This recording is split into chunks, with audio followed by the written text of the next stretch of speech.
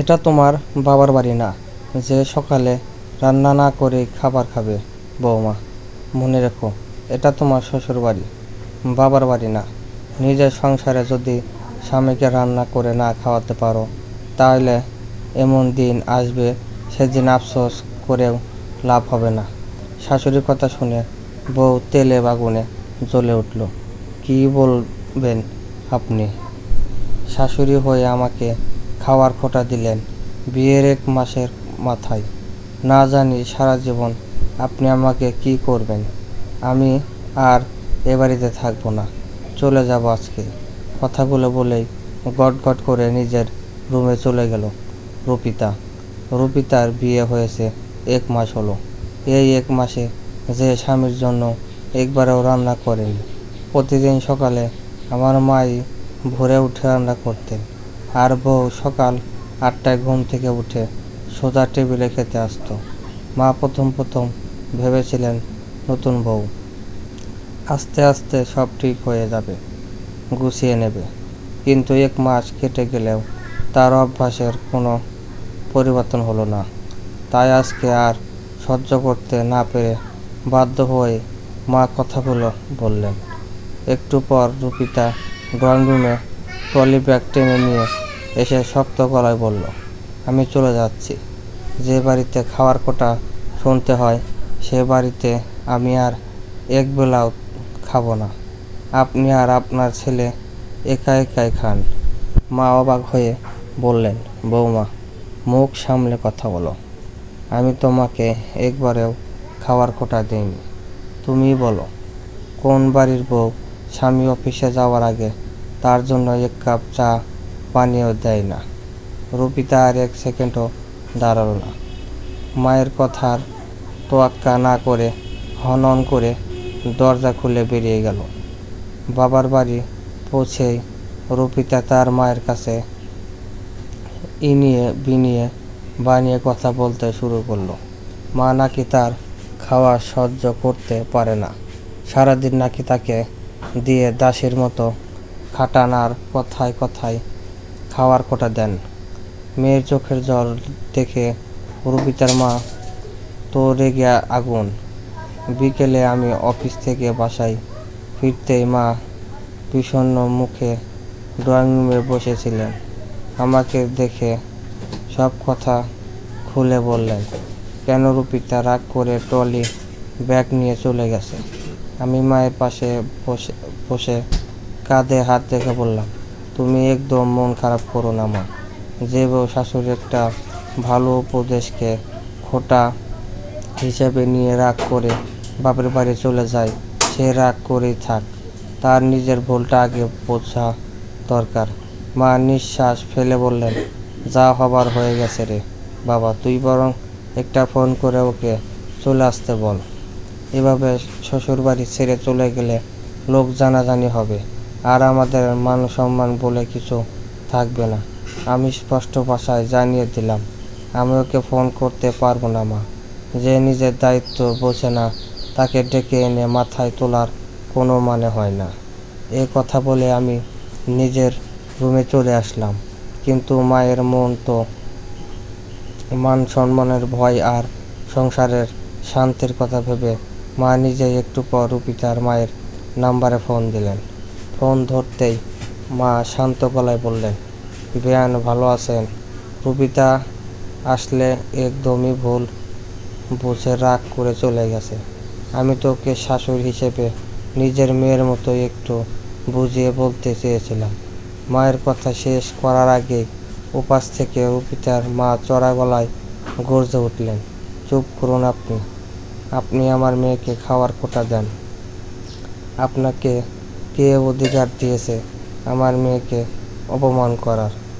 আপনার বাড়িতে আমি আমার মেয়েকে কাজের মেয়ে বানিয়ে পাঠাইনি যে কাজ না করলে খেতে পারবে না। রুপিতা আমার খুব আদরের মেয়ে, ও কোনো অভাবের সংসারে বড় হয়নি। আপনার ওই বাড়িতে আর ও পার দেবে না।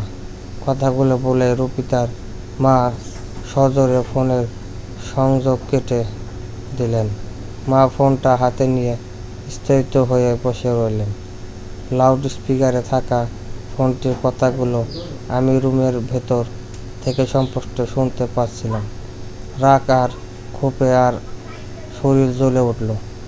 একটা মানুষ নিজের দোষ ঢাকার জন্য নিজের জন্মদাত্রী মায়ের কাছে এতটা মিথ্যা বলতে পারে। আর রুপিতার মাও না জেনে, সত্যিটা না শুনে আমার মাকে এভাবে অপমান করে দিলেন। আমি রুম থেকে বের হয়ে এসে মায়ের কাছে বসলাম। মায়ের চোখ দুটো জ্বলে ছলছল করছে। সারা জীবন যিনি পরম মমতায় সংসার আগলে রেখেছেন, আজ নিজের ছেলের বউ কাছে শাশুড়ি হিসেবে তাকে কাজের বুয়া খাটানোর অপবাদ শুনতে হলো। মা, আমি খুব শান্ত গলায় বললাম, আজকের পর থেকে রুপিতাকে আর এই বাড়িতে আনার জন্য তুমি একটা শব্দও করবে না। ভুলটাও করেছে আর অপমান করলো তোমাকে। দেখবো এভাবে কতদিন থাকে তারা। মা চমকে উঠে আমার দিকে তাকালেন। তুই কি করতে চাস বাবা? সংসারটা এভাবে ভেঙে ফেলবি? মায়ের কথার কোনো উত্তর দিতে পারল না। মা হয়তো ভেবেছিলেন সব কিছু আগের মতো শহর সীমায় রেখে একটু বুঝিয়ে আবার মানিয়ে নেওয়া যাবে। কিন্তু যে আত্মসম্মান আঘাত লেগেছে তা এত সহজে শান্ত হওয়ার নয়। দিন কাটতে লাগলো নিজের নিয়মে। মাঝে কেটে গেল পুরো একটি সপ্তাহ। মুখ ফুটে কাউকে না বললেও ভেতরে থাকা শূন্যতাটা অধিকার করার উপায় ছিল না। রাগ, ক্ষোভ আর অভিমানের এক অদ্ভুত শিউলের বুকে চেপে দিনগুলো পার করছিলাম। সকালে চা থেকে শুরু করে রাতের ডাইনিং টেবিল রুপিতার অনুস্ফূর্তিটা বড্ড বেশি পেতাম। যতই রাগ থাকুক, 1 মাসের সংসার হলেও রুপিতার নিষ্পাপ হাসি আর চঞ্চলতাগুলো তো মিথ্যা ছিল না। রুপিতাকে খুব মিস করছিলাম ভীষণভাবে। অন্যদিকে রুপিতাও হয়তো নিজের ভুল বুঝতে পেরে বা অভিমানের সাগরে ডুবে আমাকে সমানভাবেই মিস করছে। অবশেষে 8ম দিনের মাথায় বিকেলে অফিসের টেবিলে আমার ফোনটা কেঁপে উঠল। স্ক্রিনে রুপিতার নাম দেখে এক মুহূর্তের জন্য বুকটা কেঁপে উঠল। একটা মেসেজ এসেছে, তোমার সাথে আমার কিছু কথা আছে। অফিস শেষ এই রেস্টুরেন্টে চলে এসো, আমি অপেক্ষা করব। নিচে রেস্টুরেন্টের ঠিকানা দেওয়া। মেসেজটা পড়ে কিছুক্ষণ চুপচাপ বসে রইলাম। মন বলছিল এক্ষুনি ছুটে যাই, কিন্তু পরক্ষণে মায়ের সেই ফোঁটা ফোঁটা চোখের জল আর রুপিতার মায়ের একটু কথাগুলো মনে পড়ে গেল। নিজের ভেতরে জমে থাকা আবেগগুলোকে খানিকটা শক্ত করে বাঁধলাম। অফিস ছুটি হতেই সোজা রেস্টুরেন্টের দিকে পৌঁছালাম। ভেতরে মৃদু আলো আর হালকা সঙ্গীতের মাঝে চোখ বোলাতেই কোনায় একটা টেবিলে রুপিতাকে দেখতে পেলাম। চেহারায় সেই আগের চঞ্চলতার ছাপ নেই। বিষণ্ণ মনমরা হয়ে একাকী বসে টেবিলের দিকে তাকিয়ে আছে সে।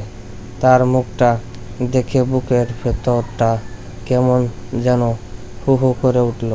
1 সপ্তাহে মেয়েটা যেন অনেকটাই রোগা হয়ে গেছে। নিজেকে কিছুটা সামনে নিয়ে গিয়ে তার সামনে চেয়ারটায় বসলাম। আমার আসার শব্দে রুপিতা মাথা তুলল। কিছু সময় নীরবতা ঘিরে রইল আমাদের মাঝে। কেউ কোনো কথা বলছি না, শুধু চোখের ভাষায় জমানো হাজারটা অভিযোগ আদান প্রদান হচ্ছিল। অবশেষে রুপিতাই নীরবতা ভাঙল। সে শান্ত গলায় বলল, তুমি শুধু আমার দোষটাই দেখলে, তোমার মায়ের ব্যবহার দেখলে না।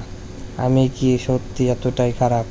আমি কোনো উত্তর না দিয়ে স্থির দৃষ্টিতে তার দিকে তাকিয়ে রইলাম।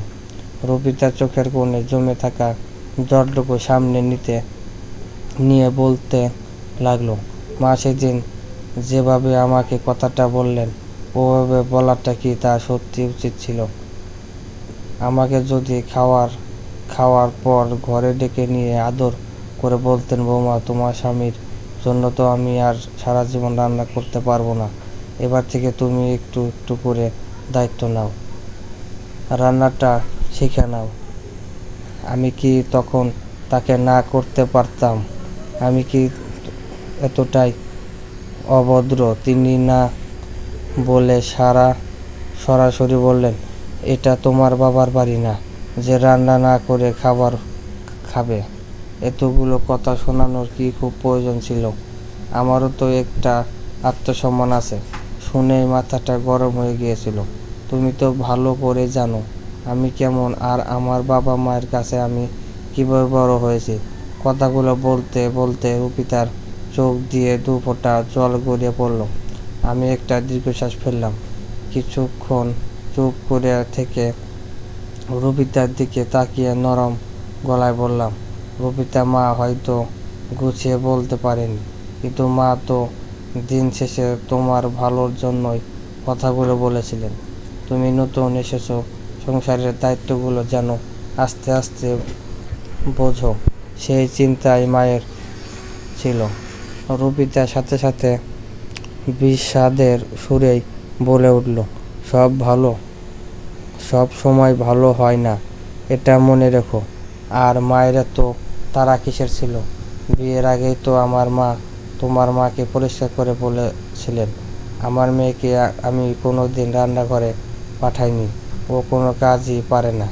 তখন তোমার মা হেসে হেসে কি উত্তর দিয়েছিলেন মনে আছে? তিনি নিজ মুখে বলেছিলেন, বেয়ান, আমি তো ছেলে বিয়ে করিয়ে ঘরে মেয়ে বানিয়ে নিয়ে যাচ্ছি, কোনো কাজের মেয়ে তো নিচ্ছি না। কাজ না পারলে সমস্যা কি, আমি শিখিয়ে নেব। তবে 1 মাস না যেতে এভাবে খোঁচা মেরে কেন বলতে হলো?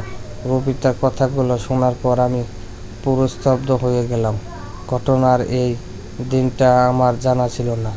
মায়ের সেই হাসি মুখের কথা আর আজকের ব্যস্ততার মাঝে রুপিতা যেন এক